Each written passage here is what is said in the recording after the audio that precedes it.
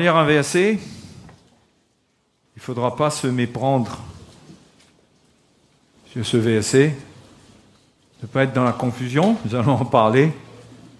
Mais le verset dit quelque chose d'étonnant, parce qu'il ne faut pas rendre Dieu responsable de l'état de péché de l'humanité.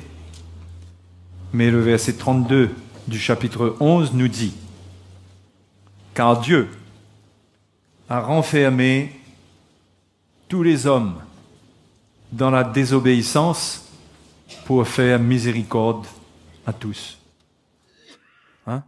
Si on s'arrête sur Dieu a renfermé tous les hommes dans la désobéissance, on se dit, en quoi est-ce qu'on est encore responsable, quoi? Hein? Mais la Bible dit, pour faire miséricorde à tous. D'accord? Ça fait une grande différence. Parce qu'il voulait faire miséricorde à tous les hommes, étonnant, mais il les a tous renfermés dans la désobéissance. Dieu a des plans et des manières d'agir qu'on a du mal à suivre. Hein?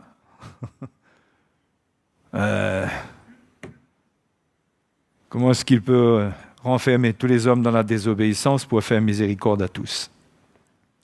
C'est ce qu'on va essayer de comprendre un petit peu ce soir. Hein? Mais il faut pas oublier que c'est pour faire miséricorde à tous. Et ça, on va le comprendre.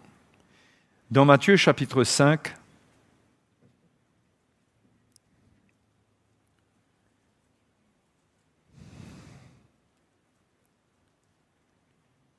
Matthieu chapitre 5, qu'est-ce qu'on voit? Un exemple au verset 21.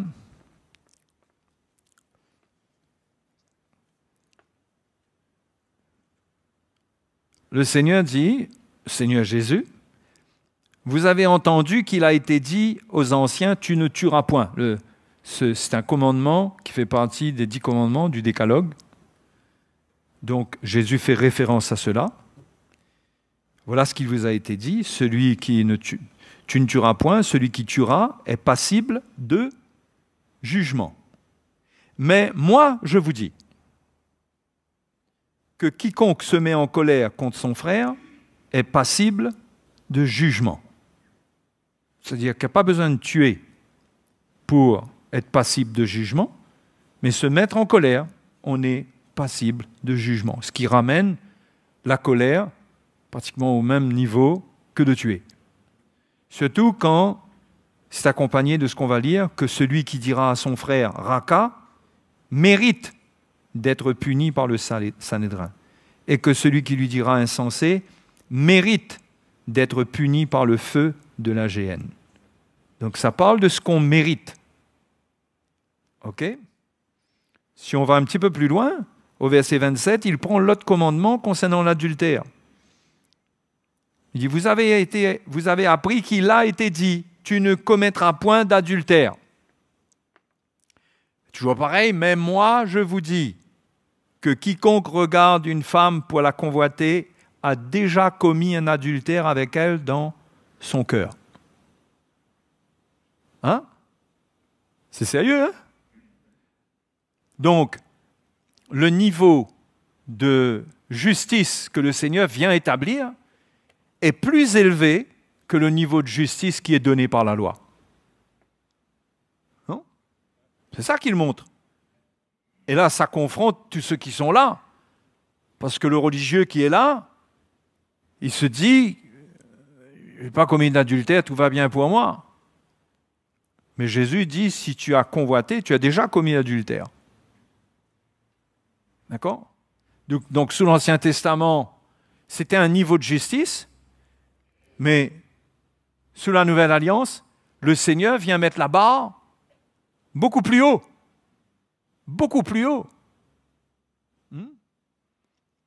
Donc, c'est une drôle de bonne nouvelle pour les Juifs et pour tout le monde. Que déjà, la loi, c'est quelque chose qui était difficile, mais là, avec ce que le Seigneur vient établir, Ça ne simplifie pas la vie du pécheur. Hein? Mais moi, je crois que Jésus s'est établi comme ça, premièrement, parce que c'est comme ça que Dieu voit les choses. Mais le Seigneur exprime cette parole, sa parole, et met sa justice à un niveau plus élevé. Il nous défie, justement, à un niveau qu'on n'arrivera pas à obéir. Il a mis exprès la barre très haut. Vous comprenez? Quand il met la barre très haut, il s'assure que vous ne pourriez pas sauter. Ben oui. Hein? Et il a fait exprès. C'est pourquoi aussi l'Épître aux Romains nous dit que Dieu a renfermé tous les hommes dans la désobéissance. Et ce genre de parole, ça nous renferme dans la désobéissance. Là, on ne peut plus obéir. Vous pouvez obéir, là? Qui peut être parfait? Parce qu'il donne des exemples, mais il y en a plein. Au moins 4 ou 5 fois, il dit, il vous a été dit, mais moi je vous dis. Hein? Qui peut obéir à une telle loi? Il le fait exprès. D'ailleurs, il l'a dit au verset 17. Il dit, ne croyez pas que je sois venu pour abolir la loi ou les prophètes. Je suis venu non pour abolir, mais pour accomplir. Toute la clé est là. Et le verset 20, regardez le verset 20. Car je vous le dis, si votre justice ne surpasse celle des scribes et des pharisiens, vous n'entrerez point dans le royaume des cieux. C'est-à-dire que la justice qui pouvait être acquise sous l'ancienne alliance n'était pas suffisante pour entrer dans le royaume des cieux. Donc le Seigneur dit qu'il faut un niveau de justice qui soit plus élevé. C'est pourquoi il met la barre beaucoup plus haut. De telle manière qu'il est impossible de ne pas désobéir. Est-ce que Dieu cherche la désobéissance des hommes? Ou il cherche leur obéissance? Hein? Ben pourquoi ces choses alors? Hein? Premièrement, Dieu est juste, Dieu est saint, il ne peut pas abaisser son niveau de justice. Ce qui a été révélé sous la loi a été révélé à un peuple qui ne pouvait pas vivre plus de toute façon. Parce qu'ils ne pouvaient pas naître de nouveau, le péché n'était pas ôté de leur cœur, ils étaient à un niveau où le mieux qu'ils pouvaient donner dans la chair, c'était la loi qui leur avait été donnée, qui était au niveau, quelque part, de la capacité charnelle. Mais un homme qui avait l'adultère dans son cœur, il ne pouvait pas l'enlever. Même s'il pratiquait la loi et qu'il ne commettait pas physiquement l'adultère. Vous voyez? Donc, sous la Nouvelle Alliance, le niveau de justice est beaucoup plus haut. Et donc, Dieu, finalement, renferme tous les hommes par ses paroles, par Jésus-Christ. Tous les hommes sont renfermés dans la désobéissance. Mais n'oubliez pas ce qu'on a dit tout à l'heure. Le but, c'est quoi? C'est pour faire miséricorde à tous. Hein? Alléluia! Hein? Parce que l'homme a tendance à essayer de s'en sortir par lui-même. Le religieux, il a tendance à montrer ses bonnes œuvres. Il cache son cœur. Son cœur. Mais il va montrer ce que lui, il pratique. C'est comme le pharisien qui donnait la dîme de tous ses revenus, qui jeûnait 2 fois la semaine. Hein?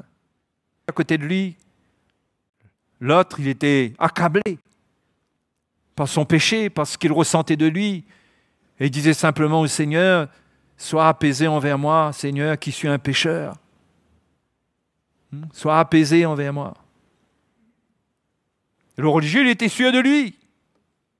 Et parfois, on est sûr de nous. C'est pourquoi il ne faut pas s'étonner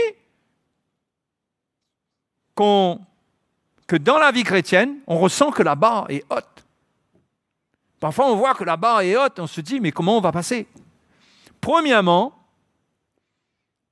cela vient de Dieu pour que lui-même accomplisse ce que nous ne pouvons pas accomplir.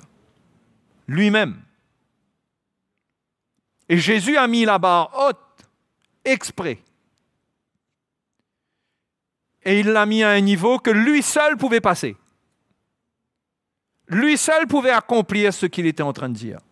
Personne d'autre. De telle manière que tous les hommes se tourneraient vers lui pour avoir son aide, son secours, pour avoir sa grâce de manière à sauter cette barre.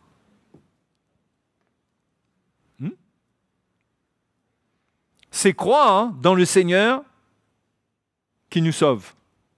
Nous sommes sauvés par la foi, nous ne sommes pas sauvés par nos œuvres. Dieu ne demande jamais à un pécheur d'être capable de se sauver. Il lui demande de croire en Jésus. Pourquoi? Parce que Jésus a accompli ce qu'il faut pour lui, pour qu'il soit sauvé. Lui ne peut pas l'accomplir. Personne d'entre nous ne pouvons nous sauver. Aucun pécheur n'est capable de payer la dette de ses péchés, n'est capable d'avoir un niveau de justice qui lui permette d'être sauvé, de mériter la vie éternelle. Au contraire, tout ce qu'il mérite, on l'a lu, mérite. Celui qui dira à son frère Raka mérite d'être puni par le Sanhédrin. Celui qui lui dira insensé mérite d'être puni par le feu de la géhenne. Tout ce que l'homme mérite, c'est le jugement. Tous les hommes méritent le jugement. Il est impossible de s'en sortir par nous-mêmes. Il a fallu que Dieu envoie Jésus comme notre sauveur. Jésus est venu, il a parlé d'une manière qu'il a mis la barre très très haut. Très très haut. Il a parlé d'un niveau de justice que lui seul, il est le seul homme qui ait jamais vécu un tel niveau de justice, avec un tel niveau de pureté dans son cœur. Jamais l'adultère n'a pénétré son cœur. Jamais il a volé. Jamais il a eu une parole déplacée qui n'était pas juste. Jamais.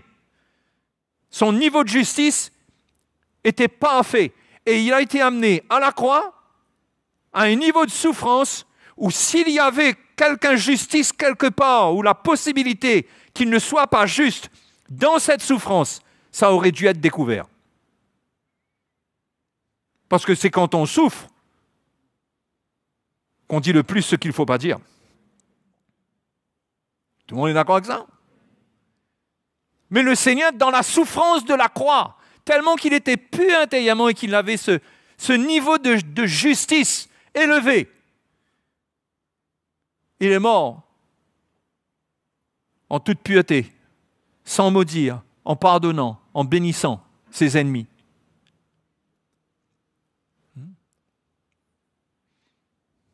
Nous ne pouvons vivre ça, nous.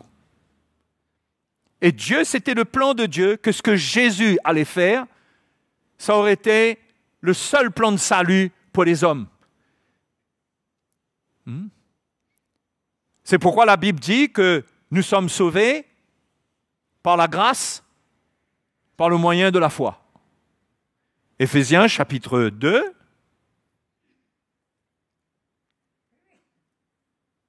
Et le verset 8.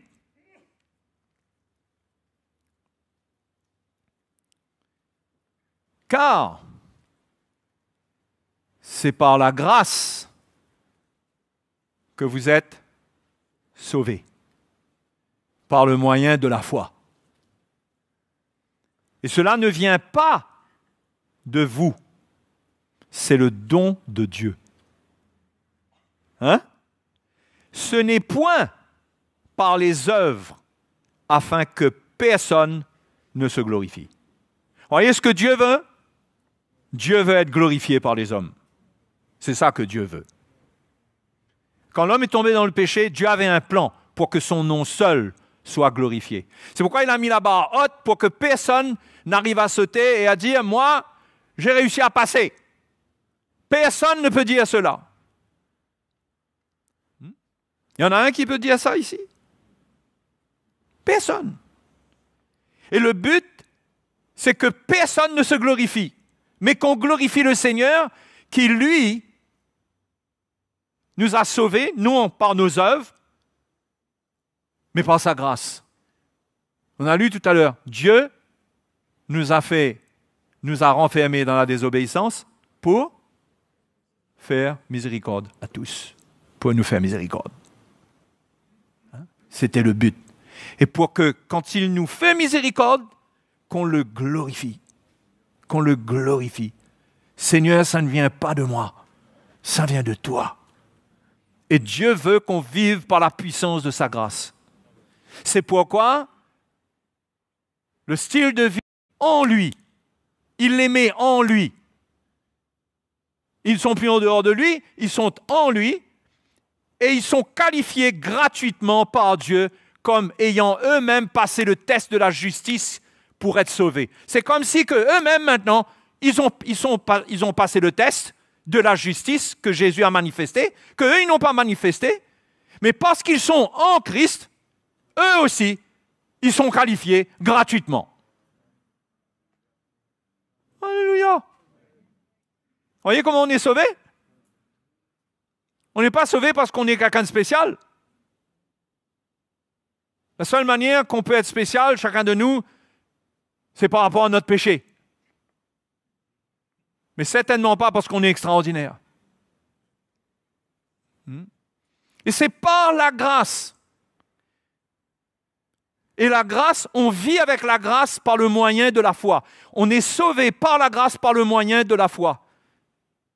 Et on reste avec la grâce toute notre vie. Nous nous attendons au Seigneur, nous croyons en lui. C'est par le moyen de la foi que nous allons goûter à la grâce de Dieu. Et là où nous croyons que nous n'allons jamais pouvoir passer, Dieu nous fait passer. Hein? Dans la vie chrétienne, il est normal de faire face à des chemins qui nous paraissent impossibles à traverser. C'est normal. Mais c'est là qu'on a besoin de la foi. Parce que Jésus a passé tous les chemins. Au niveau où il était, tous les chemins qui existent, toutes les souffrances qui existent sont beaucoup plus bas. Là où il est passé, il peut secourir tous les hommes, quel que soit leur état. Il peut les sauver. Hein? Il peut les sauver. Alléluia. Dieu est grand. Hein? Dieu est grand. Qui peut être sauvé? Quand on entend ces paroles, si on ne comprend pas le plan de Dieu, mais qui peut être sauvé? Les disciples ont dit un jour, mais qui peut être sauvé? Hein? Quand ils entendaient le Seigneur parler, prêcher, ils disaient, mais Seigneur, mais qui peut être sauvé? Et Jésus leur a dit, à l'homme cela est impossible, mais à Dieu tout est possible. Alléluia. Quand on est chrétien, on n'est pas seul, on est uni à Christ. Quand on prend notre baptême, on s'unit à lui, la Bible dit dans Romains 6, dans sa mort, afin d'être unis à lui aussi dans sa résurrection. Nous sommes vraiment par la foi, c'est par la foi. Ça n'a rien de physique, c'est de cœur, c'est par la foi. On croit, la Bible le dit. Quand je crois en lui, je prends mon baptême, je suis uni au Seigneur dans sa mort, dans sa résurrection. J'acquiers son niveau de justice. La vie de justice qu'il a, elle est la mienne. C'est pourquoi la Bible dit que nous sommes justifiés par la foi. C'est pourquoi on parle de justification. La justification, c'est que le niveau de justice que le Seigneur a, il nous le donne gratuitement. C'est appliqué à nous gratuitement. C'est pourquoi la Bible parle d'être imputé à justice. Vous avez déjà vu ce mot-là? Hein? La justification par la foi. Tous ceux qui croient sont sauvés par cette justification. C'est par la foi, c'est pas par les œuvres. C'est pourquoi Paul a combattu la loi, le légalisme, parce que la loi demandait qu'on applique des œuvres pour mériter quelque chose, pour avoir quelque chose. Et le salut, comme on l'a vu, il était impossible d'avoir le salut par la justice qui était pratiquée sous la loi. Donc le Seigneur est venu, il a accompli toute la loi, premièrement. Toute la loi a été accomplie en lui. Même plus, ce qu'il a démontré est un niveau de justice qui est au-dessus de la loi. Et quand nous sommes sauvés, il nous met en lui. C'est comme si que maintenant, nous avec lui, c'est comme si nous avons accompli ce qu'il a accompli. Nous avons la justification, nous sommes justifiés. Nous avons sa justice, elle est appliquée à notre vie. Et c'est comme ça que nous sommes qualifiés pour entrer dans le royaume de Dieu. Parce que le Seigneur a dit, si votre justice ne suit pas celle des scribes et des pharisiens, vous n'entrerez point dans le royaume de Dieu. Mais le Seigneur, quand derrière ces paroles qu'il a dit, il avait un plan, c'est que lui, il allait accomplir cette justice. Et nous l'a donnée.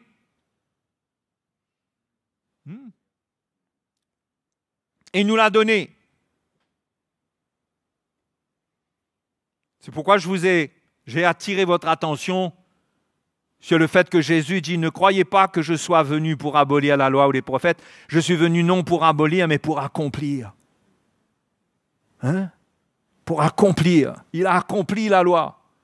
Et même au-delà, parce que ce qu'il nous donne va plus loin que ce que la loi pouvait donner, même si cette loi pouvait donner quelque chose d'extraordinaire, ce qu'il donne n'a rien de comparable.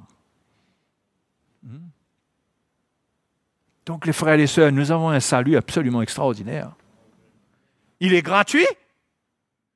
Peut-être qu'on se regarde et on se dit, mais comment est-ce que je vais changer? Parfois, on est en but à nos défauts, à ce qui ne va pas dans notre vie. Parfois, c'est des choses qui perdurent. On se demande, mais j'aurais bien aimé que ce bout-là, que ça s'arrête, et on a l'impression que ça ne va pas s'arrêter, mais pourtant, par la grâce de Dieu, si on garde la foi en lui, si on marche avec lui, ce qui nous paraît être une montagne aujourd'hui sera ôté, sera enlevé, sera transporté. C'est pourquoi le Seigneur a dit que si vous regardez cette montagne et que vous dites à cette montagne, ôte-toi de là, transporte-toi d'ici, elle se transporterait dans la mer. Si vous aviez la foi comme un grain de sénévé, par la foi, on peut voir des choses, des montagnes se transporter. Il ne parlait pas des montagnes physiques. Il parlait des choses qui nous paraissent insurmontables, des choses énormes à nos yeux. Mais si on a la foi en lui, lui peut déplacer les montagnes. Ce n'est pas comme si que nous avons une confession de paroles positives extraordinaire et nous ordonnons à la montagne de se transporter, elle se transporte. Nous n'avons pas ce pouvoir. Mais nous pouvons avoir la foi que celui en qui nous sommes, lui, sa puissance est illimitée. Lui nous changera complètement. Lui nous débarrassera de ce que nous transportons encore aujourd'hui. Lui peut nous changer de gloire en gloire. Et il veut nous amener là où il est, au niveau de justice qu'il a atteint. Il nous amènera là. Ça ne sera pas dans ce monde. Mais quand nous serons parfaitement en lui, nous serons comme lui. Nous n'aurons plus rien de notre vie charnelle. Mais en attendant, nous pouvons aller de progrès en progrès. Dieu peut nous changer. Si nous suivons Jésus, il va nous changer. C'est à nous de croire. De croire. Les hommes disaient, les Juifs disaient au Seigneur, Seigneur, montre-nous les œuvres que tu fais. Comment on fait ces œuvres-là? Et Jésus leur dit, l'œuvre de Dieu, c'est que vous croyez en celui qui l'a envoyé. Parlez de lui. L'œuvre, c'est de croire en moi. C'est ça l'œuvre de Dieu dans ta vie et dans ma vie. C'est de croire en lui, de garder la foi. C'est pourquoi il faut édifier notre foi. Il faut vivre avec la parole de Dieu. Il faut être quelqu'un qui prie. Il ne faut pas laisser son cœur s'endurcir parce que sinon, la foi ne pourra plus se manifester dedans. Il ne faut pas laisser le péché venir se nicher dans notre âme. Sinon, cela va produire de l'incrédulité, va nous éloigner de Dieu. Il faut garder notre cœur puément, précieusement et nous édifier.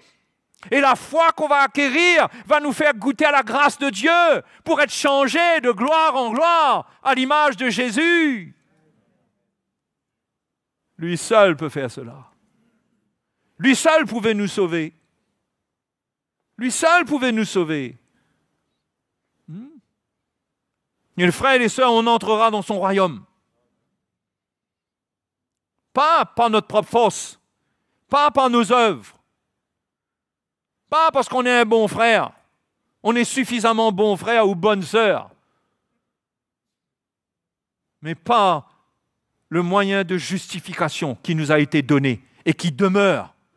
Nous avons été justifiés. Nous ne serons pas plus justes demain qu'aujourd'hui. Nous sommes justifiés aujourd'hui. Nous marcherons dans davantage de justice. Nous grandirons dans la sainteté au fur et à mesure. Mais aujourd'hui, je suis juste. Je ne serai pas plus juste demain aux yeux de Dieu que je le suis aujourd'hui, parce que Dieu me regarde en Jésus-Christ. Il ne me regarde pas seul comme un pécheur qui est perdu tout seul. Il me regarde comme quelqu'un qui a été uni à son Fils. Son Fils a tout accompli. Son Fils a produit une vie de justice qui est élevée. Je suis en lui, moi aussi avec Jésus. J'ai acquis cette justice. Je suis qualifié pour entrer dans le royaume de Dieu. C'est pourquoi la Bible dit dans Romains chapitre 8, verset 1, « Il n'y a donc maintenant... »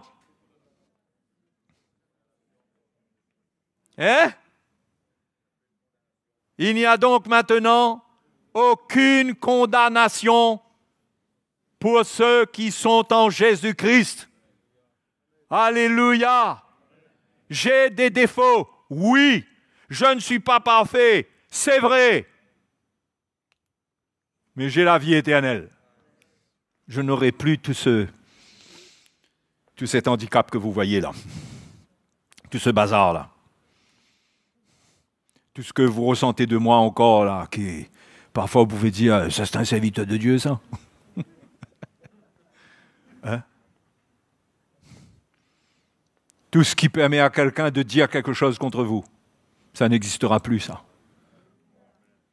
Jésus a pris la responsabilité de changer cela. Il vous demande simplement une chose, gardez la foi. N'abandonnez pas la foi. Si vous abandonnez la foi, vous perdez tout. Si vous gardez la foi, vous gagnez tout. Qu'est-ce que vous voulez, vous? Perdre tout ou gagner tout? Tout est attaché à la foi. Pas à vos œuvres. Pas à vos œuvres. Alléluia. Le Seigneur est venu non pour abolir, mais pour accomplir. Et il nous donne un niveau de justice que personne ne peut avoir par lui-même. Et quand nous expérimentons cela, nous ne pouvons que le glorifier. Que le glorifier, le remercier. À cause de la justification, nous ne recevons pas de condamnation. D'autant plus que quand il y a une faute, nous nous en repentons. Et d'autant plus que la Bible dit que si nous confessons nos péchés, il est fidèle et juste pour nous les pardonner et pour nous purifier de toute iniquité. Donc, il n'y a pas de problème. Il suffit d'être humble, de reconnaître, de confesser.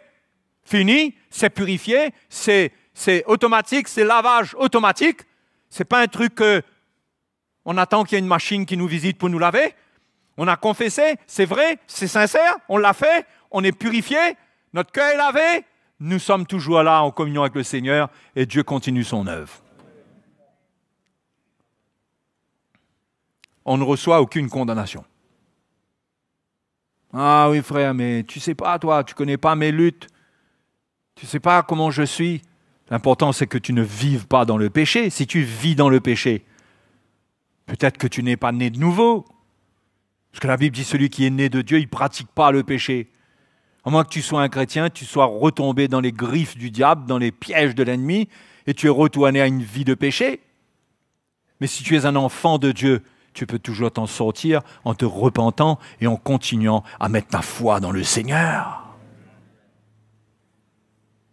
Parce que de toute façon, tu ne vas pas t'en sortir tout seul. Par toi-même, tu ne t'en sortiras pas. Avec ta Bible seulement comme ça, tu ne t'en sortiras pas. Avec tes œuvres, essayer de justifier que tu n'es pas si mauvais que cela, qu'après tout, tu fais quand même du bien. Tu n'es pas une si mauvaise personne que ça. Tout ça, c'est essayer de se rattraper. Mais on ne se rattrape pas comme ça avec les choses qui ne vont pas dans notre vie. On se repent, on croit dans le Seigneur, on croit qu'on a été justifié, on croit qu'il est fidèle. Et la Bible nous dit que si nous sommes infidèles, il demeure fidèle. Ce n'est pas un encouragement pour être infidèle. Un chrétien, il n'est jamais encouragé à être infidèle. Il cherche à être fidèle comme son maître, comme le Seigneur. Mais malheureusement, il ne sera jamais pour l'instant sur cette terre au niveau de justice dans la pratique. Il ne sera jamais au niveau de sanctification du Seigneur. Donc, il va échouer. Mais ce n'est pas parce qu'il échoue qu'il n'est plus juste. Parce que tous ces échecs ont été pris sur la croix. Toutes les conséquences de ces fautes ont été punies à la croix en Christ. Il n'y a plus rien pour l'atteindre. Il est libre. Hein? Il est juste aux yeux de Dieu.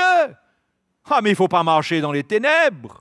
Si on marche dans les ténèbres, on risque de se faire croquer. Il faut marcher à la lumière avec Dieu, avoir un cœur sincère, être vrai. Et on va faire des erreurs. On va échouer. On n'arrivera pas toujours à faire ce qu'on ressent qu'on doit faire. On sera en lutte avec notre nature charnelle qui va s'opposer à nous. On va être dans des combats qu'on dirait des combats qu'on ne peut pas remporter.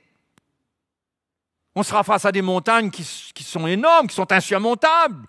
On sera devant des chemins, parfois on va se demander comment on va faire.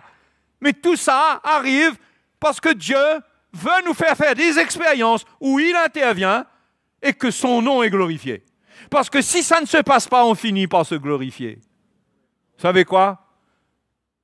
Par nature, nous sommes tous des voleurs. Vous savez les voleurs de quoi? De la gloire de Dieu. Pas voleurs de l'argent. Hein? J'espère que vous n'êtes pas un voleur de monnaie dans la caisse de votre patron. Si vous l'avez fait, vous repentez et arrêtez.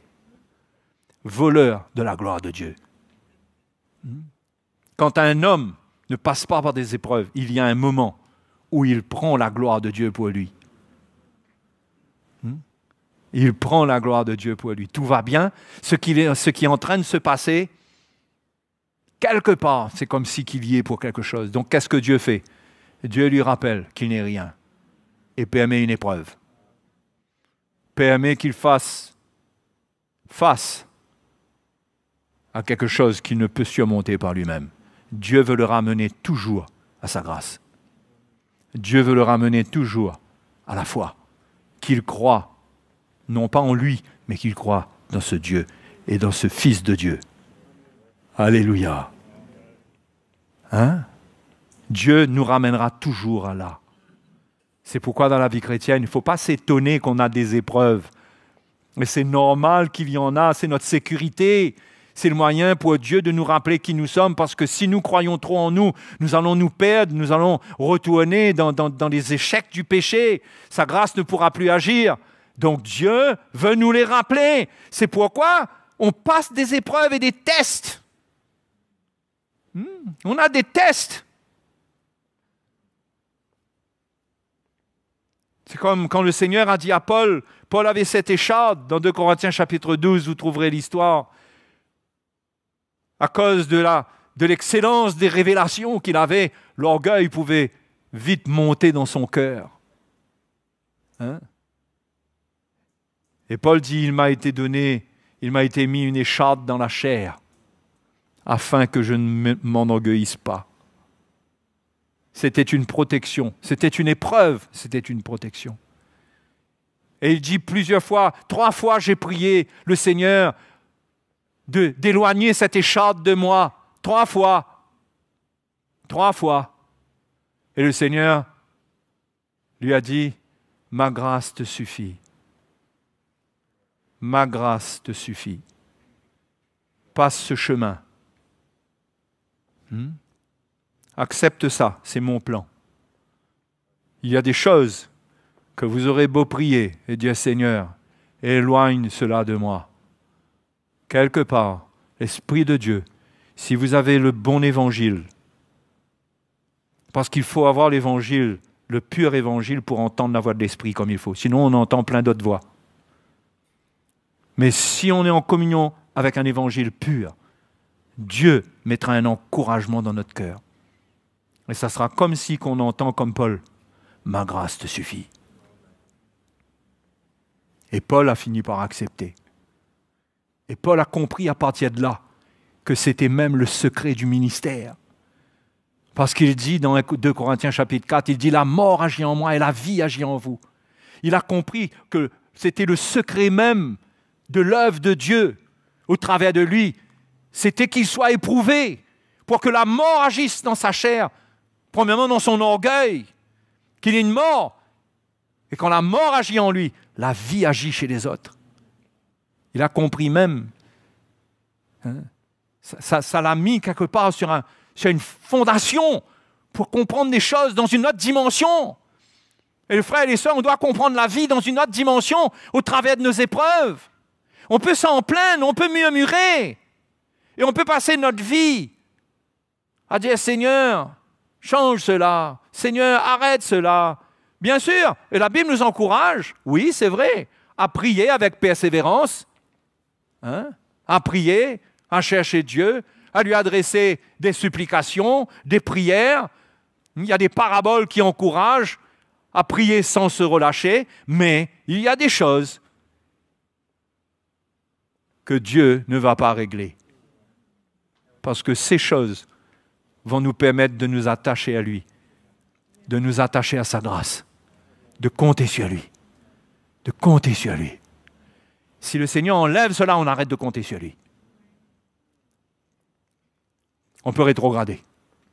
Mais nous, on ne connaît pas ces choses, nous. On ne les connaît pas, on ne peut pas dire « Ah ben ça, le Seigneur pourrait arrêter, ça, le Seigneur, il peut continuer. » Si on nous laissait juger des choses qui peuvent être bonnes ou mauvaises pour nous, on ferait certainement des mauvais choix, vous êtes d'accord? On ferait des mauvais choix. Premièrement, on choisirait qu'il enlève ce qui est plus difficile. On prendrait les quelques petits bonbons amers qui restent. Et qu'est-ce que cela produirait dans notre vie? Mais lui, c'est à Dieu seul sage. Il est le seul sage. Il sait ce qui convient à chacune de nos vies et ce n'est pas pareil pour tout le monde. Donc, il ne faut pas se comparer à personne et dire « Oui, mais lui, regarde lui. Oui, mais lui, il a son chemin. Toi, tu as ton chemin. Parce que toi et lui, vous n'êtes pas pareils. » Et le but, c'est qu'on s'attache à la grâce de Dieu. Et c'est bon de ressentir qu'on n'arrive pas, qu'on est incapable. Mais il faut. Parce que c'est là qu'on va chercher le Seigneur. C'est là qu'on va s'attacher à lui. Et notre foi ne doit pas être conditionnée à un résultat dans notre prière, que nous, on voit un problème, on prie pour que le problème soit enlevé. Non, le chrétien doit apprendre à voir la vie dans une autre dimension. Il prie. Dieu peut enlever le problème. Mais si Dieu n'enlève pas le problème, il ne doit pas être dans la confusion. Il doit connaître son Dieu. Il doit savoir que si lui, il est dans la foi, il prie le Seigneur et que cette affaire perdure, on dirait que c'est quelque chose pour m'enseigner la persévérance. Parce que la Bible dit que l'épreuve produit la persévérance, la victoire dans l'épreuve. On doit être éclairé de la vérité qui est en Dieu. Et on doit comprendre, nous sommes incapables. Et nous sommes, le plan de Dieu, c'est qu'on le glorifie. C'est qu'on le glorifie. Pourquoi on vient louer le Seigneur, adorer le Seigneur? Pour le glorifier principalement. Pour le remercier. C'est pourquoi Paul a dit, rendez grâce en toutes choses à Dieu le Père, quand c'est sa volonté à votre égard. En toutes choses. Rendez grâce. En toutes choses. C'est pourquoi dans toutes les situations, un chrétien doit glorifier Dieu. Il doit rendre grâce. Parce que l'épreuve qui est là, Dieu l'a en contrôle. Dieu est grand. Dieu l'utilise pour son bien, pour son avancement. Amen. Allez, frères et sœurs. On est loin du style d'évangile qui est, croire, le problème va changer. Croire, continuez à croire, le problème va changer. C'est possible. C'est possible parce que Dieu fait des miracles, il y a des problèmes qui changent. Il y a des problèmes qu'il enlève, il y a des problèmes qui demeurent. Vous croyez que Dieu ne voit pas le problème qui demeure? Il voit ou il ne voit pas? Il y a quelqu'un qui a dit que Dieu, parfois, Il calme la tempête, mais parfois, il calme ses enfants. Hein? Parfois, il calme la tempête, parfois, il calme ses enfants. Quand Jésus était dans la barque, la première chose qu'il a fait, il a calmé ses enfants. Il a calmé les disciples. Il a dit, mais je suis là, pourquoi vous êtes incrédules comme ça? Et ensuite, il a calmé la tempête. Mais parfois, il calme, on passe dans la tempête et on voit que finalement, on est passé dans la tempête. Moi, il y a des chemins dans lesquels je suis passé, je me demande comment j'ai fait. Ben, finalement, je réalise que je n'ai pas fait grand-chose. Finalement, ma question est mal posée. Je vous dis qu'il y a des chemins que quand je regarde derrière, je me dis, mais jamais, je ne veux plus passer par là. Je ne veux plus. Ça, c'est moi, parce que je réalise que c'est impossible. Mais quand on passe dedans, Dieu nous accompagne. Et c'est incroyable ce que le Seigneur nous permet d'accomplir. Il nous rend capables de vivre, d'expérimenter des choses de sa part. Et c'est lui, c'est sa grâce qui nous conduit, sa main sur nous. Nous gardons la foi en lui et il nous conduit dedans. On dirait, quand la tempête vient, on dirait que jamais on pourra passer dedans. Mais la grâce de Dieu nous amène dedans. Parce que quand la tempête se dirige vers toi, crois-moi, si tu n'as pas le temps de courir, il faudra bien passer dedans.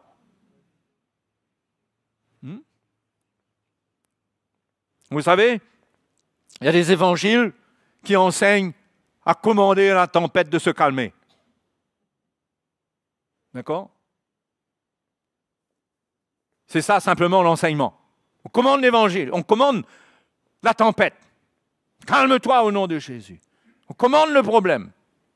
Frère, qui sommes-nous pour commander quoi que ce soit? Nous sommes dans la barque avec le Seigneur. C'est le Seigneur qui commande. Ah oui, frère, mais le Seigneur dit, si tu dis à la montagne, transporte-toi, elle se transporterait. Ben ok, ben dis à la montagne, transporte-toi. Moi, je crois que la vie chrétienne, c'est la foi entière dans le Seigneur Jésus. On croit en lui. On le prie, on le cherche, on lui fait confiance. On le laisse agir. Il sait ce qui est bon, il sait ce qui n'est pas bon, il sait ce qui est trop fort. La Bible dit qu'il ne permettra pas qu'on soit tenté au-delà de nos forces. Il sait ce qu'on peut supporter et qui nous fera du bien. Il connaît l'épreuve qui va nous donner de l'endurance. Il sait toutes choses. N'ayons pas l'orgueil devant lui dans la prière, de nous adresser à lui en décidant ce qui doit nous arriver. Prions, faisons-lui confiance. Oui, demandons au Seigneur. Mais laissons-le agir. Et si on a l'impression qu'il n'agit pas, ce n'est pas qu'il n'agit pas, c'est qu'il agit à un autre endroit que là où on l'attend. Il est en train de faire autre chose. Et c'est là qu'il faut garder la foi. Il ne faut pas gâter son cœur. Parce que parfois, ce n'est pas dans la situation qu'il veut agir, c'est dans le cœur. Ce n'est pas la tempête qu'il veut calmer, c'est nous. C'est ça la vie chrétienne, les frères et sœurs. Quand on marche avec le Seigneur, croyez-moi, il y aura des tempêtes. Il y aura des tempêtes dans notre vie. On ne peut pas éviter cela. Ce n'est pas la peine d'essayer de lutter, d'essayer de croire. Vous savez combien d'années j'ai passé dans un évangile, moi personnellement, que j'ai prêché, croyant que je pouvais être en contrôle par la foi. Il y avait un temps où il y avait cette doctrine qui s'appelait la 4e dimension. 4e dimension, vous avez connu ça, vous? La 4e dimension. Il y avait un prédicateur qui avait sorti un livre que quand tu voulais quelque chose, tu construisais cette chose dans ta pensée. Il y avait même l'exemple de quelqu'un qui veut se marier. S'il veut une blonde d'1,75 m avec des yeux bleus, oui, il pouvait imaginer et réclamer et croire. Parce que là, il était dans la 4e dimension avec ses pensées. Et là, il allait avoir ce qu'il avait visionné. Quelle folie! Et j'ai prêché ces choses. Incroyable. Ouais. On est en contrôle de rien. On s'humilie. On est devant lui, on s'appuie sur lui. on lui fait confiance. Et on est prêt à le suivre. Avec les chades, sans les chades. Seul ou avec tout le monde. Hein? On est prêt. Parce qu'on a la foi en lui. Il sait, lui, qu'est-ce qui est bon pour nous. Seigneur, je te fais confiance. Alléluia. Le jeune apprend à lui faire confiance. Hein? Je dis les jeunes parce que vous avez beaucoup de choses à vivre encore dans la vie qui viennent. Carrière, mariage et tout. On lui fait confiance. Tout vient, on dirait, comme un nuage sombre. Mais Dieu est plus grand que le nuage. S'il faut passer dans le nuage sombre, tu y passes. Mais laisse-moi te dire une chose. Quand tu passes dedans, tu reçois plus que ce que tu pensais recevoir par ta prière. Parce que Dieu donne toujours plus que ce à quoi on s'attend. C'est le Dieu qui dit, par la bouche de Paul, à celui qui peut faire infiniment au-delà de tout ce que nous demandons ou pensons, à lui soit la gloire. Ça, c'est ce Dieu-là. C'est en lui que vous devez mettre votre confiance, les frères et sœurs. Et ne vous découragez pas. Si vous êtes devant des épreuves, des moments durs, ne regardez pas à vous-même, regardez à Jésus. C'est lui. C'est lui qui a tout accompli. Moi, je ne peux pas. Lui. Alléluia. C'est simple, les frères et sœurs, non? Ce n'est pas des grandes doctrines à développer dans la marche avec le Seigneur, les principes, comment gagner ceci, comment surmonter ça, comment vaincre la dépression, comment maladie, comment avoir du succès dans son mariage, comment. C'est croire dans le Seigneur, c'est tout. Le Seigneur est avec vous. Vous le croyez? Qui croit ça? Vous êtes né de nouveau? Vous êtes un enfant de Dieu? Vous avez cru en lui? Il est avec vous. Il ne peut pas vous lâcher. Il est fidèle. Mais soyez tout d'abord, assurez-vous que vous êtes né de nouveau. Si vous ne le connaissez pas, ne faites pas comme si vous aussi vous faites partie de la bande. Vous êtes un orgueilleux. Vous devez vous repentir. Vous devez dire, Seigneur, je suis misérable. Je suis encore dans les ténèbres. Et le Seigneur viendra. Le Seigneur vous sauvera. Mais si vous êtes un enfant de Dieu, réjouissez-vous. Donnez-lui gloire. Alléluia. Et quand vous voyez des faiblesses chez vous, ne vous découragez pas. Et quand vous voyez des faiblesses chez les autres, ne vous découragez pas. Il y a des gens qui se découragent pour les autres. Vous avez déjà vu ça? Il y a des gens, vous savez, le légaliste, il se décourage plus parce qu'il voit chez les autres que chez lui. Au fait, ce qu'il voit chez lui ne le décourage jamais. Parce qu'il est tellement sûr que ce que lui, il vit, c'est OK. Mais il peut être découragé en voyant les autres, là. Ce misérable, là, pourquoi il est comme ça? C'est affligeant. C'est incroyable, hein? Ne vous découragez pas en voyant les autres. Ne jugez pas les autres. Restez dans la foi. Prions les uns pour les autres. Dieu nous amènera. Alléluia. On arrivera au bout. Mais n'essayons pas de prendre le gouvernail entre nos mains. Laissons-le piloter. Laissons-le piloter. Parfois, on veut être le conseiller du Seigneur. Paul a dit qui a été son conseiller dans Romains 11. Il dit qui a été son conseiller. Parfois, on veut être le conseiller du Seigneur. Ah Seigneur, ça serait bien.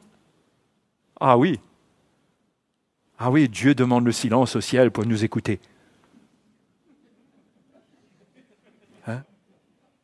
Il demande tout le monde, lui, il a quelque chose d'extraordinaire à dire. Misérable petite créature. On va être le conseiller de Dieu. Seigneur, ça serait bien que ça se passe comme ça, avec le frère, avec l'autre, que ça change comme ça, que ça serait Seigneur, ça serait un bon témoignage. Qu'est-ce qu'on sait, nous? On ne sait rien. On ne sait rien. On doit garder la foi. Hein? Parfois, vous voyez le bateau de quelqu'un couler. Dieu va le sauver dans le fond de l'eau dernière minute avant qu'il n'arrive plus à respirer.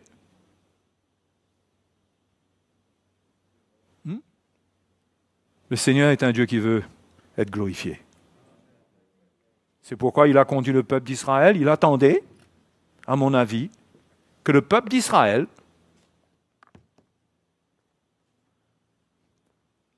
le glorifie quand ils arrivent devant la mer Rouge. Hein? Quand ils arrivent devant la mer Rouge est fermée, Pharaon et ses cavaliers sont derrière. C'est pas évident en ce moment, hein? Vous êtes d'accord avec moi? Ils savaient de quoi Pharaon était capable, là, tout remonté dans leur tête, là. C'est celui qui avait pris des coups avec le chef de corvée, c'est celui qui avait été en prison, etc. Tout revient là quand il voit ces cavaliers-là venir là. Et là-dedans, il y a plus d'ennemis qui se manifestent que dehors. Mais Dieu attendait à ce qu'il le glorifie. Qu'il le glorifie. C'est pourquoi il leur a fait une démonstration en Égypte, avec toutes les plaies. Il les a épargnés, mais il n'a pas épargné les Égyptiens. Tout ça, ils étaient au courant. Il n'y avait pas les nouvelles à l'époque, mais ils étaient au courant. Arrivent devant cette mer Rouge, tout d'un coup, ils ont oublié, ils ont tout effacé. Ils ont oublié tout ce qui s'est passé en Égypte, comment Dieu les avait délivrés. Dieu attendait à ce qu'il le glorifie. Ils se tiennent devant cette mer Rouge-là et qu'ils sachent que le Dieu qui les a tirés là-bas n'allait pas les faire périr parce que là, il y a la mer qu'on ne peut pas traverser. Comprenez les frères? C'est pourquoi le Seigneur n'a pas aimé. Il a envoyé, vous réalisez qu'il a envoyé les Israélites espionner. Il aurait pu les envoyer directement. Non? Il aurait pu dire, voilà, on est à la frontière, tout le monde est prêt? Allez, on y va! Non? Il a dit à Moïse, tu choisiras un homme de chaque tribu pour être sûr que la nouvelle se propage bien partout. Et tu les enverras, et ils vont ramener les nouvelles. Mais Dieu s'attendait que quand la nouvelle allait revenir, parce que qu'est-ce qu'ils allaient découvrir dans le pays de Canaan qu'ils devaient conquérir? Des géants. Hein? Mais quand ils ont vu les géants, ils ont oublié non seulement tout ce que Dieu avait fait en Égypte, ils avaient oublié la traversée de la mer Rouge, ils avaient tout oublié. Comment on va faire? Comment on va faire? Et le Seigneur les a jugés. C'était plus supportable. Parce que Dieu leur avait déjà donné les preuves qu'il peut tout faire. C'est pourquoi ils ne sont pas entrés en Canaan, c'est la génération d'après qui est entrée avec Moïse et Caleb. Les autres, la Bible dit qu'ils ont péri avec Josué et Caleb. C'était les deux seuls avec le peuple qui allaient entrer. Les autres ont péri, la Bible dit, devant l'Éternel là. Ils ont péri par une plaie. Fini. Et toutes ces choses nous enseignent, nous instruisent que Dieu nous mettra toujours devant certaines situations qui paraissent ingérables. Mais il veut qu'on se souvienne qu'il nous a sauvés, qu'il nous a tirés de l'Égypte, qu'il a fait des miracles, qu'il nous a délivrés. Peut-être qu'il a changé notre foyer, peut-être qu'il nous a délivrés de certaines passions qui étaient horribles, qui étaient en train de nous détruire. Il a fait une œuvre dans notre vie. Qu'est-ce qu'il n'a pas fait le Seigneur? Et aujourd'hui, quand arrive l'épreuve, on a tout effacé. Il veut qu'on soit dans la foi. Il est fidèle. Il ne va pas s'arrêter en cours de chemin. Dieu n'est pas le Dieu qui fait un petit bout de chemin. Petit bout de chemin, vous connaissez? Mais Dieu n'est pas le Dieu des petits bouts de chemin. Dieu, c'est le Dieu qui t'amène à achever la course. Ne doutons pas de lui. Combattons le bon combat de la foi pour rester en contact avec la grâce. Alléluia. C'est réjouissant, non? Hein, il faut garder la foi. Vous savez, si vous ne gardez pas la foi, vous n'allez pas vous réjouir. Hein. Vous allez murmurer, vous allez trouver, vous faites pitié. Vous risquez d'être abominable. Hein. Vous risquez de dire, autrefois, dans le monde même, je n'étais pas comme ça. Vous comprenez ce genre de déclaration-là? Hein? Jamais j'ai vécu ça. Qu'est-ce qui m'arrive? Mais qu'est-ce qui nous arrive? Dans le foyer, chérie, mais qu'est-ce qui nous arrive? Le Seigneur est grand, il faut garder la foi. Il peut tout changer. Et surtout, il veut te changer. N'impose pas à Dieu de changer les circonstances quand tu n'es pas prêt qu'il te change. Parce que ce qui est plus important, c'est qu'il te change. Ce n'est pas qu'il change ta circonstance qui pourra peut-être te perdre après. C'est qu'il te change toi pour que tu sois sauvé plus tard. C'est ça qui est le plus important pour le Seigneur. Hein? Amen, noyau. Hein? Alléluia. On remercie le Seigneur ce soir. Il est bon. Notre Jésus. Alléluia. Hein? Il est grand. Il est grand. Alléluia. Il nous a sauvés. Est-ce que tu te souviens dans quelles ténèbres tu étais avant de rencontrer Jésus? Tu te souviens? Comment tu étais perdu? Certains étaient sur le bord de la dépression, d'autres sur le bord du suicide, d'autres au bord du divorce. On était sur tous les bords, les mauvais bords. Mais Dieu nous a sauvés. Alléluia. Rendons grâce au Seigneur. Remercions-le pour notre vie. Ne laissons pas la vie nous prendre, peser sur nous et avoir nos résultats. Nous avons nos propres résultats. Moi, je vous dis, c'est de la fraude. Ne fraudez pas avec les résultats électoraux de votre vie. Vous êtes déjà élu. C'est de la fraude de remettre en question votre élection. Ne trichez pas. Alléluia. Acceptez la vérité. La vérité, c'est que vous êtes sauvés. Vous avez la vie éternelle. Dieu est à l'œuvre dans votre vie. Et il y a une seule chose à faire. Glorifier le Seigneur, le remercier. Le remercier. Le remercier pour sa fidélité. Il est fidèle. Alléluia.